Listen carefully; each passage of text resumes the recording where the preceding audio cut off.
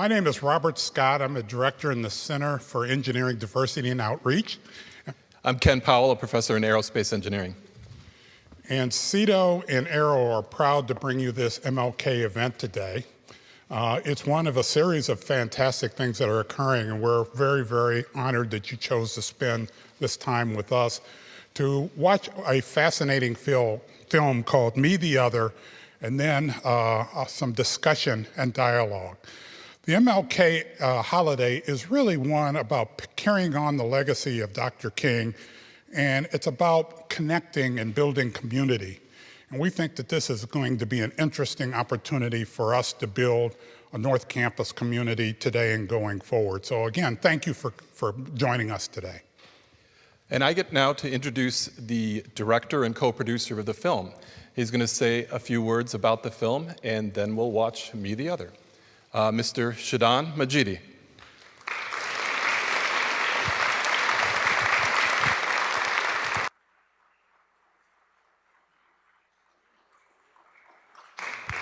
Thank you. Hi, everyone. Firstly, I wanted to thank this department, thanks to Shelley and Ken and Kimberly and Jess and everyone who brought me out here. We premiered this film 2 years ago today on Martin Luther King Day at the Michigan Theater. This film happened like from the beginning when the idea came to me to the actual final cut. It took 4.5, just under 5 months. So it was a really rushed project. And the reason that the idea came to me was I come from New York City. I live in New York City. It's one of the most diverse cities in the world. And towards the end of 2016, I felt on the streets, the city that I live, I saw acts of blatant prejudice that I personally experienced as well. And for somebody who lives in New York, it's just such an uncommon thing. We celebrate our diversity. And I kind of got worried about what does this mean and what is the future going to look like? And when the opportunity was presented to do something on the 3 campuses here in Washtenaw County by a friend of mine who was on the faculty at the School of Dentistry here at the University of Michigan, she wanted me to do a musical because I work on Broadway, and she gave me 5 months. I said, there's no way I can do a musical in 5 months. But I was fascinated with the concept of these educational institutions. And I thought, why not go into these different campuses and hopefully find stories of diversity? So from the day I presented the idea and they greenlit it, they literally the weekend after, they set up some auditions. I didn't think anybody was going to show up. 42 people showed up from the 3 different campuses. And we had so many stories. And I felt that the times that we live in really call for a heightened sense of awareness and understanding of who we are and what is our purpose, why are we here? And it's funny because yesterday the Uber driver who was driving me to the airport greeted me so warmly, and I was so taken aback by his warmth. And when I got in the car, I said to him, you know what? The way that you greeted me really made my day. I'm going through some difficult stuff in life. And let me tell you, you just gave me so much hope and so much, you filled my day with light already. And he looked at me in his mirror and he said, well, you did the same for me. I said, what do you mean? He said, you gave me a purpose for my day. You gave me the honor to drive you to the airport. So you made me, you gave me a job, and you gave me the privilege of executing my job. He said, we live for one another. We don't understand that life is about service to one another. And I said, well, that's amazing. And I said, I love you, because guess what? You already did that for me. You made this day so much easier for me. And the concept of the film comes from that place of simplicity, of beyond all the division and polarization and everything that the political world has created and everything else that's going on, There's so much confusion and misunderstanding and fear and prejudice. And for me, the film was an exercise into just listening to other people's stories. And through storytelling as an artist, that is my service to humanity. I'm hoping that these stories will be able to bring a more deeper connection to what these issues are that we're all so scared of. So in a nutshell, that's why we did this film. And I think it's so appropriate that it's being screened on this very amazing day. And thank you again.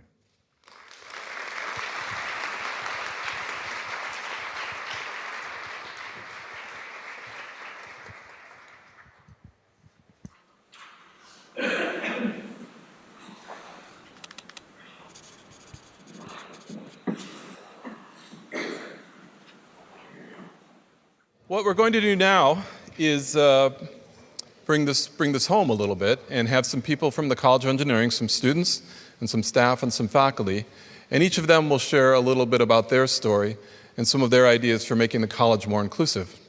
There are bios for all the panelists in the program, on the back of your program, so I'll just briefly say their names, but you can find more information there about them and also when they tell their stories. We have Leanne Su, Israa Ali, Edward Lopez, Dr. Tershia Pinder-Grover, and Professor Lola Eniola Adefeso. But our first panelist actually is not here. He's on the road, but we got him to record a video ahead of time, so we'll see Alec Gallimore with some of the questions.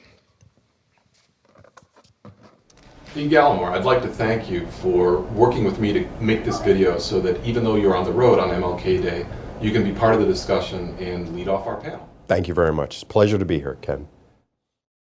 Dean Gallimore, Alec, you and I have been friends and colleagues for a number of years, so I know a lot of your origin story, but a lot of the audience doesn't.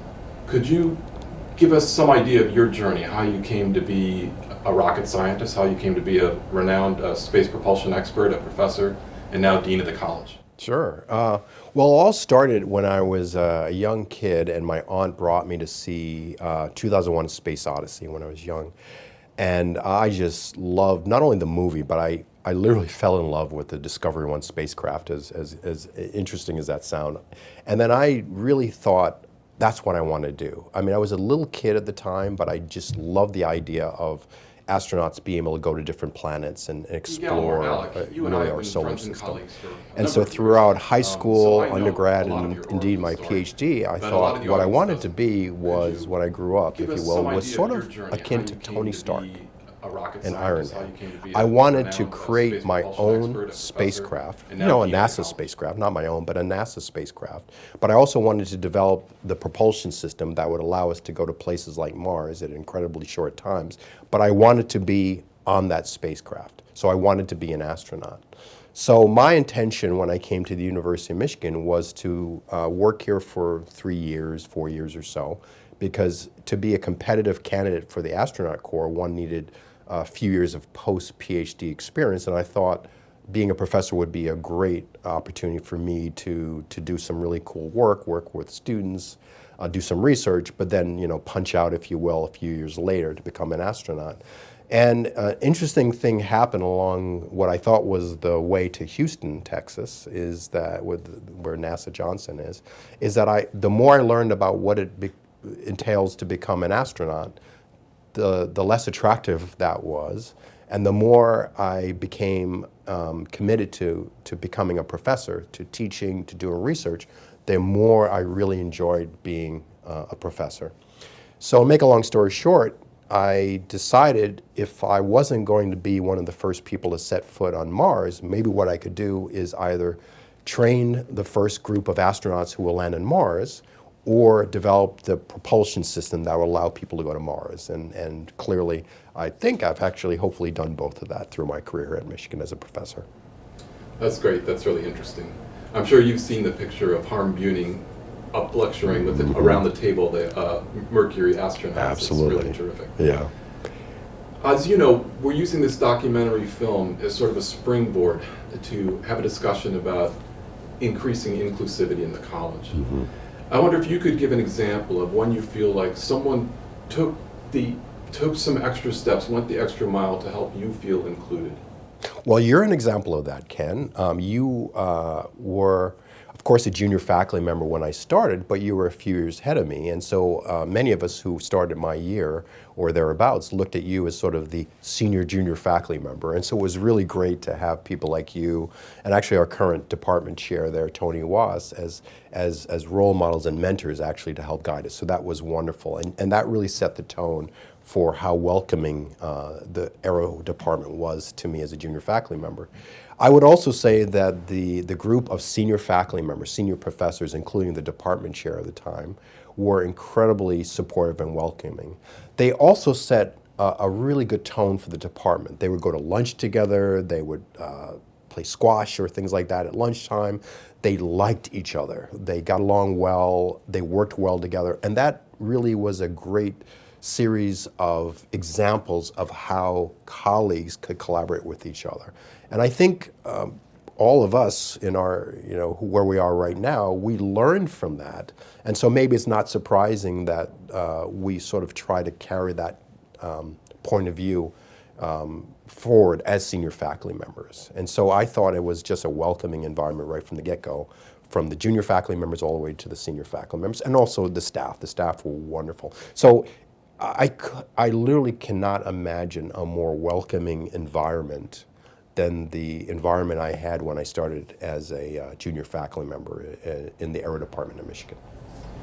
That's really great to hear, and I have fond memories of those days too when we were both starting out.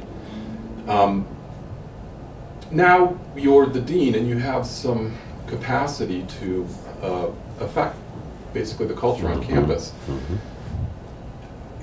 Do you have some ideas, things you'd like to see done to increase inclusivity in the College of Engineering? Yeah, that's there's a lot I would like to see done. And as dean, not king or czar, the way one leads is first by example, and then by convincing others that certain directions make a lot of sense. I want to start right there. At least that's my style of leadership, let's put it that way. And so one of the things that comes to mind, and I've talked to one of my associate deans about this, is with regard to the student body. How do we help the students see that having an inclusive environment where all students can succeed is tantamount to what Michigan Engineering is about? And I've had a discussion with my associate dean about the notion of, might we revisit the honor code and think about modifying the honor code so that one of the tenets of the honor code is upholding the notion that Michigan Engineering is an inclusive environment for our entire community, and that as a member of a community, we have a responsibility to uphold that ideal of what Michigan Engineering is about. So that is one thing I would love to see. That, of course, I want the faculty members to be part of that dimension, the staff to be part of that dimension as well. But we have over 10,000 students here in the College of Engineering. And can you imagine if we could harness that incredibly talented body of students to be agents of change? And I will tell you another area that also fits with the notion of DEI or inclusivity is mental health and wellness. That is an area that I am committed to making sure that we do a much better job. That's great, and certainly I think those of us who've been teaching as long as you and I have seen how much more this is part of the discussion than it was when we started out. That's right. And I do think we have a long way to go, but I also would like to say that I think that what's now called the Care Center is something pretty unique. When I talk to friends at other schools, they're amazed at what that group is able to do. I think there's some terrific people that are really doing amazing work. Yeah, thanks for saying that, Ken. I really appreciate that. I've written 2 op-ed pieces recently. One was about things that the university has done to allow us to have a more diverse leadership team. But the other one was actually in partnership with the Deans of Engineering at Georgia Tech and CU Boulder to talk about what we as faculty members can do to help address really the epidemic of mental health challenges that we're seeing among our student body. And of course, I'd be remiss if I didn't say, mental health challenges are not just among our student bodies. Of course, it includes our faculty and our staff as well. And so this is something that as a society we have not really come to grips with. Well, listen, I would really want to thank you for leading off our panel. I wish you safe travel and a happy MLK Day, and I hope to see you soon. Thanks, Ken, and happy MLK Day to all of you out there. Thanks for coming.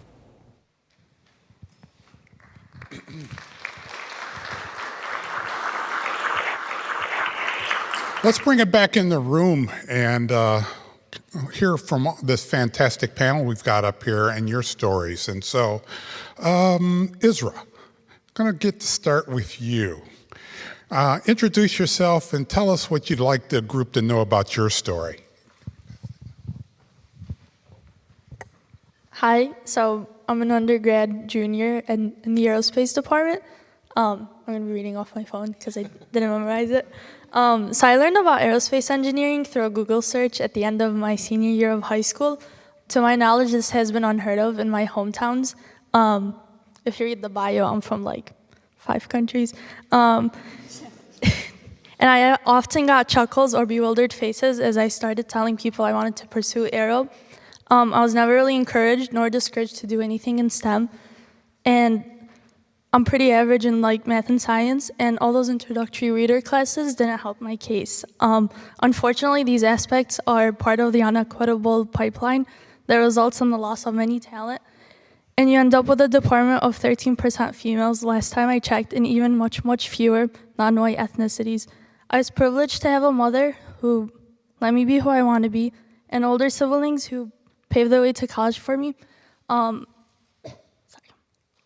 This is very untraditional in the communities we were brought up in that are so attached to social norms. And my first few years have been hard. I did this cute thing that many minorities do, where you join a lot of clubs and spread yourself too thin to feel like you belong and wanted. It was not till this semester that I learned to take a step back and focus on myself in classes. So I'm going to speak loud since the point was So you talked a little bit about your mother in that as an advocate, and I'm kind of curious about this notion of advocacy. If somebody wanted to be an advocate for you, what advice would you give them to help them help you? I think it's pretty simple. Just treat everyone with kindness, regardless of how people look, because we're all prone to the same feelings.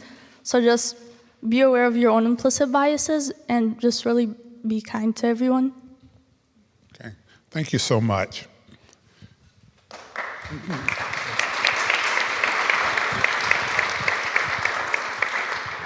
Dr. Pinder-Grover, Tershia. First off, I want to thank you for all you do for campus. One of the great things about teaching at Michigan is knowing that CRLT and CRLT and Engine are there, and your directorship of that group has been really, really powerful. What would you like to share about your story?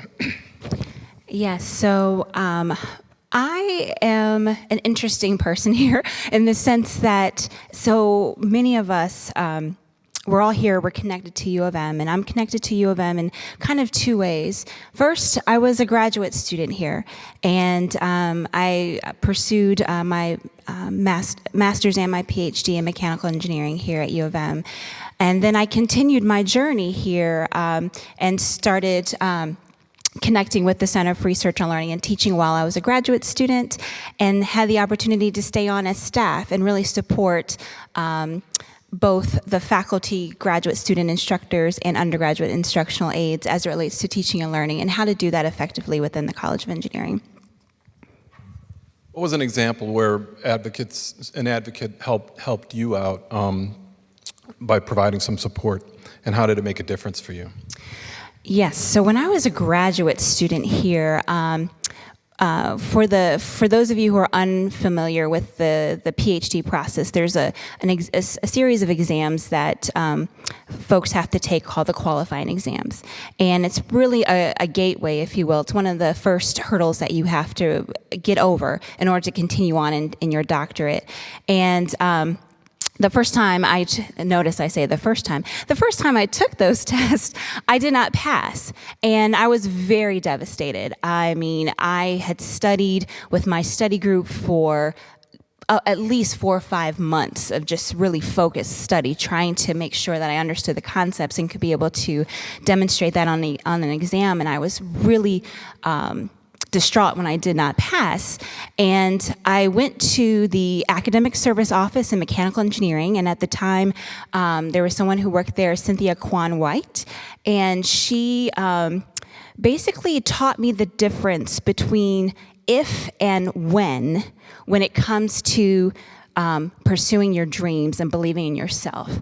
And so, long story short, one of the things that she did was when I came in to kind of finalize my schedule for the semester after I failed my qualifying exam, I was kind of going there and I would say something like, well, if I pass, then I think I need to take this particular class, and she just stopped me. And she was like, no.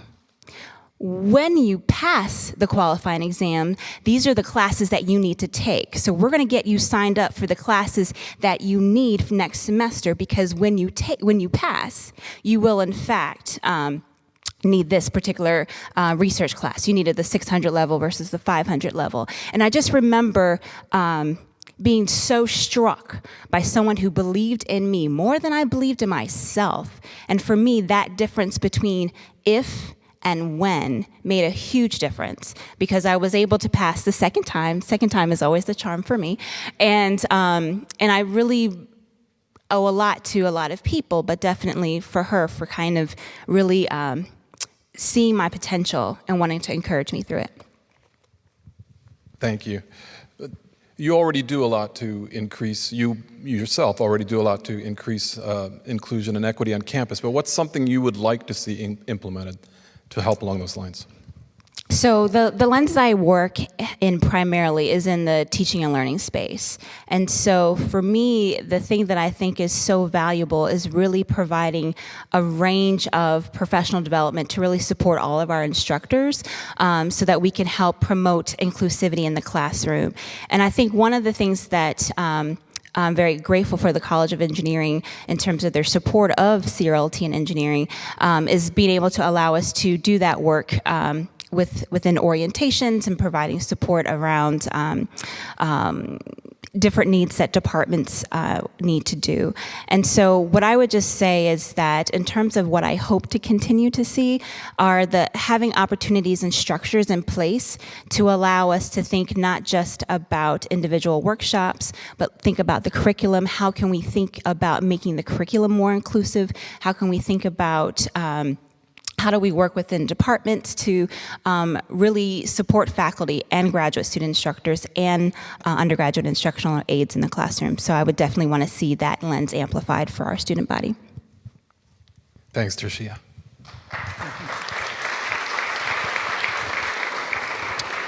Okay, so Edward, you're up.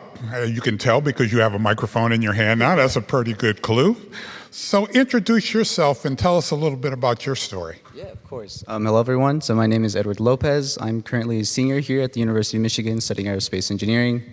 To give some background about myself, I really think it hones down to where my family came from, since I do believe my culture and my family's background contributes a big portion as to who I am.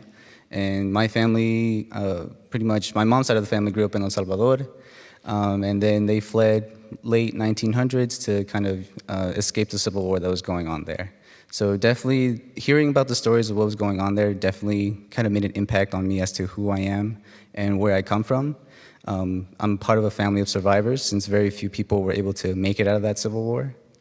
My family moved to Mexico, where they lived for a couple years, and then eventually they moved to here, to California, where I grew up near LA area. And they've been really, making that push to live a good life. My mother has raised me kind of as a single mother along with her family. And her dedication to support me, kind of working for as long as I can remember as a custodian, cleaning houses, cleaning clinics for very long hours. Just hearing about that growing up definitely kind of instilled in me just that dedication to push forward and kind of make a life for myself that would make her proud. And kind of I had the opportunity to come to the University of Michigan from a gracious alumni who came to our school district. His name was Luke Quicker, and he passed away last year.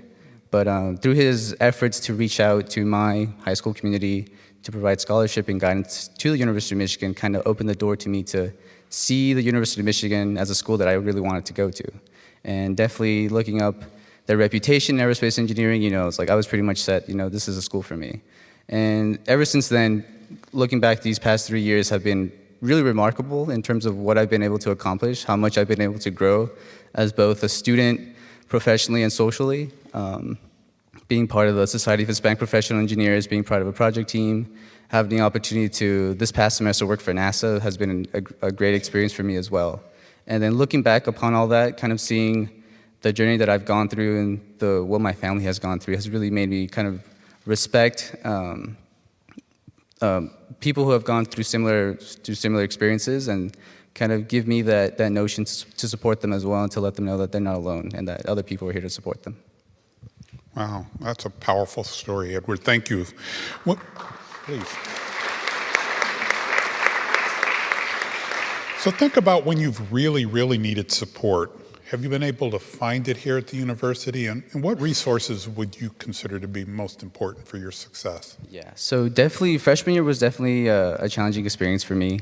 Being a freshman from a low-income community, first generation in college, it's really, I think, as Israa also mentioned, kind of finding your community on campus, being part of different project teams or different organizations. So through that, I think what really helped me was just being part of communities such as the Hispanic Professional Engineers. There's other Latinx org on Central Campus called La Casa.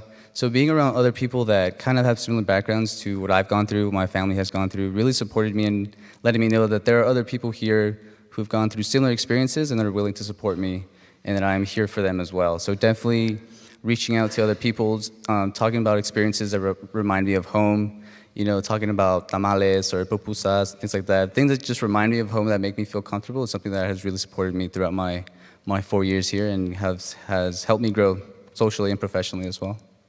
Great.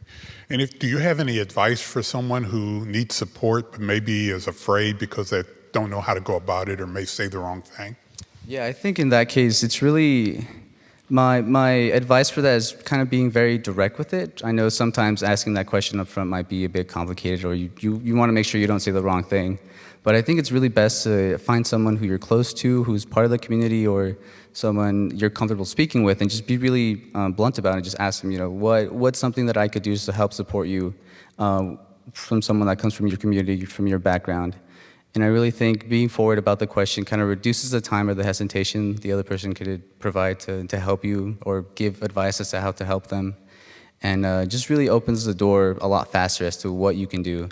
Also speaking to other people about what they've gone through can kind of help you just start thinking about what you could do to help kind of just support them in whatever they've gone through.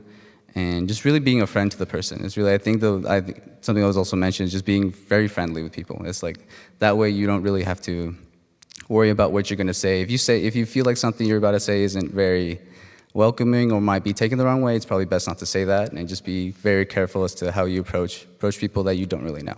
So I understand that from my time here, I've got to meet a lot of amazing people, and then people have gone through a lot of difficult times, and it's kind of courteous to just understand that maybe you don't know someone, but as long as you say something that's kind and you're friendly with them, you have less of a chance of saying something that might not be the best for that situation. But yeah, that's the advice I would give. Okay, thank you so much, Edward.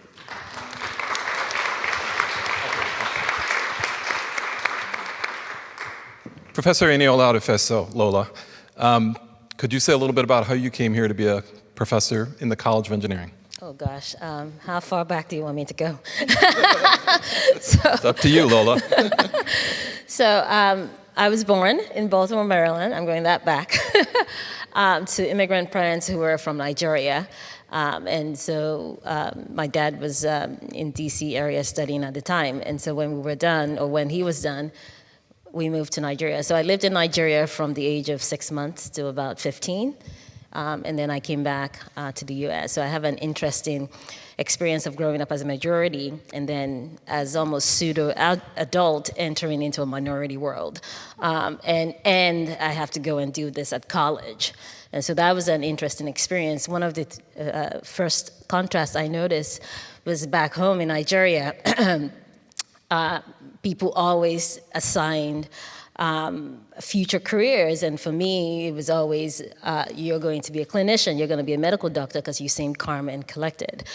And then moving here, it was, oh, you're going to be a nurse.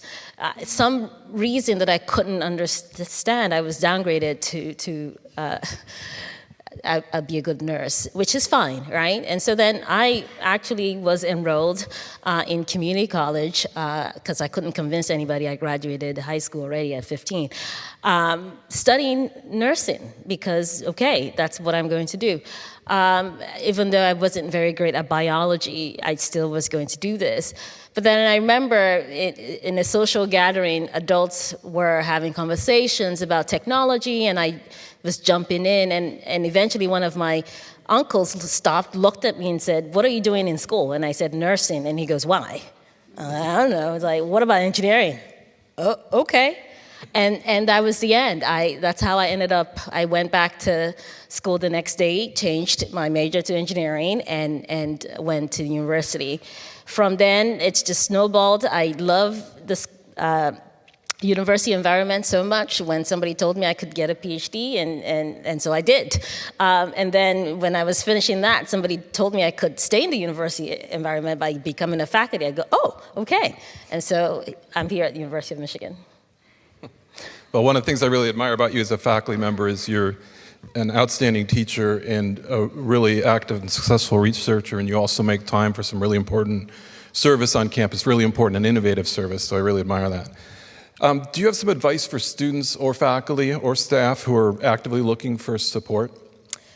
I think my advice is very similar to Edward's advice, but maybe flipping it over. I remember showing up to campus as a young assistant professor in chemical engineering. I was one of 3 women. The other 2 were older. I was certainly the only minority female faculty, and it was not just unique to Michigan. My field was also not very diverse. So then I remember going to our first national meeting in chemical engineering. I was so afraid that I was going to go and not know anybody and not know how to plug in. And I don't know how I got to this point. Something in me, I just opened my computer and I began to write an email to a senior faculty member in my field. I didn't know him, he didn't know me. And I said, hey, I'm new. I'm going to be at this meeting. I don't know how things go. I'd love, if you have time, to sit down with me to explain to me how this all works. And he responded. And so from that, I learned that, you know what? When I need something, I'll just ask. There's one of 2 responses that I'm going to get. It's either going to be a no or a yes. And the 50% chance of a yes is worth more to me than the potential disappointment of a no. So I'd say don't be afraid to ask. The worst case scenario is a no. And even that, you learn something, right, from that no. So I think the flip side of that is, what advice do you have for people who would like to be helpful in that way, be advocates in that way, and don't really know how to go about it? Yeah, again, I just love Edward's point. I think the one thing I took from your answer is if you get to know people, then you're not concerned about how to begin, because you know them as a friend, you know them as a human, and from there you can anticipate, or you are privy to what their needs are. I tell people that people that are different from you are still just people too, and that some of the challenges you have experienced at some point may not be the same version of it. It's similar to what others experience, and all our basic needs involve hunger, sleep, stress. Those are the same three things that we all deal with. And so be friendly, get to know people, and start with the basic minimum. And if you're still not sure, a direct question always goes a long way than trying to speculate and guessing. So, Thank you, Lila.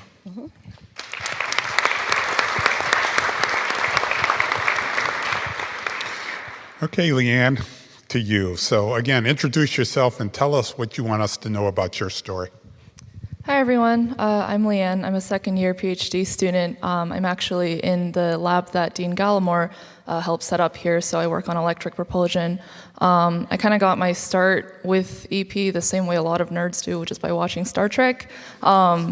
And so in high school, I kind of decided that I wanted to go into aerospace engineering, and my parents, who immigrated here from China, my dad is a photographer and my mom runs the family business, so they were a little confused by why I wanted to go into aerospace engineering, but also pleased that I chose something financially stable.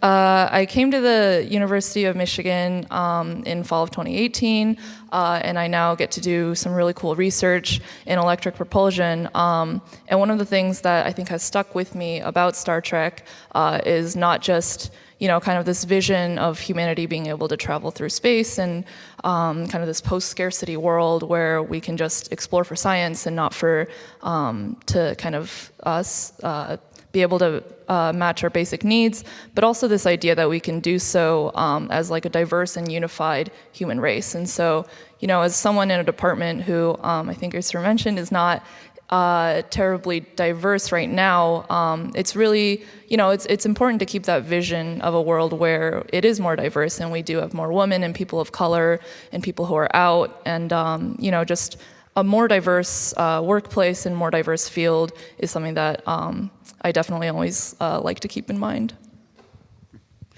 So when I think about Star Trek, I still see, I think it's Spock saying live long and prosper, right? So how have you lived long and prospered here at the university? When you need support, where do you get your support and how do you go about getting it? So I've kind of struggled with mental health for a lot of my life, and this is a resource that I kind of learned how to use in undergrad, but still continue to use now, which is here it's the CAPS program, and so it was kind of hard to learn how to ask for help. I think that was the biggest challenge to overcome, but once you overcome that barrier, you realize that there are people out there who want to help you and there are resources for it. And so being able to, go out to a therapist and be like, hey, I need help, I need to talk about some issues and, just learning about, and obviously there are people who help me and who introduce me to these resources, but being able to kind of reach out there and utilize the networks that are already in place, I think is really important for me. So, and then you talked a little bit about the diversity or maybe lack thereof in the college and in Aero. So if there was something that you could see implemented to increase equity and inclusion in the college, what would that be? Yeah, so the preliminary exams came up earlier, the kind of hurdle for grad students. It's terrifying. One thing specifically in the aerospace department is I know we have implicit bias training for when people are interviewing professors, which is wonderful. But since qualifying exams are essentially an interview process for grad students, and it would be wonderful to see implicit bias training mandatory for quals examiners as well. So that's definitely one very specific, but I think one important thing that we could do. And also just events like this I think are really helpful because it really it lets people know that the department cares, that diversity is something that we keep in mind and that we think is important. And so that's definitely encouraging, for people in minorities to be able to see that the organization that they're in really cares about. Excellent. Well, that's a wonderful, very specific recommendations. Thank you. I love that.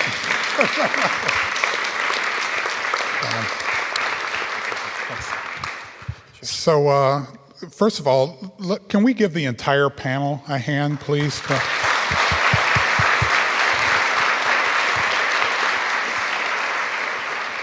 Yeah, I'd like to echo that by saying I didn't ask them this in so many words, but I was basically saying, come sit on a stage facing a few people you know and a lot of people you don't and talk about really personal things. So I was really humbled by the fact that everybody up here stepped forward and said yes immediately when I asked if they would agree to be on a panel. And what a terrific panel we've got. Thank you.